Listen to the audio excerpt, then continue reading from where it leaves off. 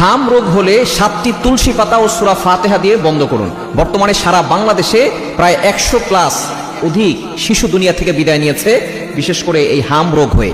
এটা কিন্তু আমরা অনেকেই জানি লক্ষণগুলো কি কি আছে। জ্বর হওয়া, এরপরে লাল রেশ উঠা, চোখ লাল হয়ে যাওয়া, ঠান্ডা হওয়া, কাশি হওয়া, এগুলোর লক্ষণ হচ্ছে হাম রোগ হওয়ার লক্ষণ। সুতরাং অবশ্যই আমাদেরকে সতর্ক থাকতে হবে। যদি কারো এটা হয়ে যায় অবশ্যই চিকিৎসা নিতে হবে। তার পাশাপাশি 7টি তুলসী পাতা নিয়ে, সেখানে একটা গ্লাসের ভিতরে পানি নিয়ে সেখানে 7টি তুলসী পাতা ভালো করে ধৌত করে সেখানে দিয়ে আপনি সূরা ফাতিহা বিসমিল্লাহ সহকারে 7 বার পড়বেন। পরে ওই পানিতে ফু দিবেন।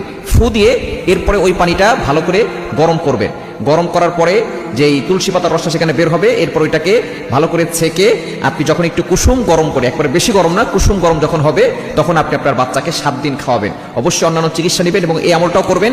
ইনশাআল্লাহ দেখবেন আপনার বাচ্চা সুস্থ হয়ে যাবে। এবং একটা দোয়া পরে ফু দিবেন, আযহিবিল বাসা রব্বান নাসি ওয়াশফি আনতা শাফি লা শিফাআন ইল্লা শিফাউকা শিফা আল্লা ইউগাদিরু সাকামা। নবীজি সাল্লাল্লাহু আলাইহি ওয়াসাল্লাম জানিয়ে দিয়েছেন, যদি কারো অসুস্থতা হয় এবং সে যদি এই দোয়াটা করে ফু দেয়, আল্লাহ পাক রব্বুল আলামিন তার সকল অসুস্থতা দূর হয়ে যাবে। বর্তমানে আমরা অনেকেই কিন্তু অসুস্থ আছি। যদি আপনার এই রোগ না হয়, অন্য কোনো রোগ হয়, আপনি এই দোয়াটা করবেন, আযহিবিল বাসা রব্বান নাস ওয়াশফি আনতা শাফি লা শিফাআন ইল্লা শিফাউকা শিফা আল্লা ইউগাদিরু সাকামা। অনেক ছোট ছোট বাচ্চারা অনেক ধরনের অসুস্থ হয়, আপনি এটা পড়ে 7 বার পরে ফু দিয়ে দিবেন। ইনশাআল্লাহ দেখবেন আল্লাহ পাক রব্বুল আলামিন তাকে সুস্থতার নিয়ামত দান করবে। সুতরাং আমরা অবশ্যই সতর্ক থাকব এবং যদি কারো হাম রোগ হয়ে যায় অবশ্যই আমরা চিকিৎসকের কাছে যাব এবং নিজেরাই আমরা জনবহুল থেকে দূরে সরে আসবো এবং বাচ্চাকে 7টি তুলসী পাতা পানি দিয়ে সূরা ফাতিহা পড়ে ফু দিয়ে পানিটা খাওয়াবেন। ইনশাআল্লাহ সূরা ফাতিহার ভিতরে শিফা রয়েছে।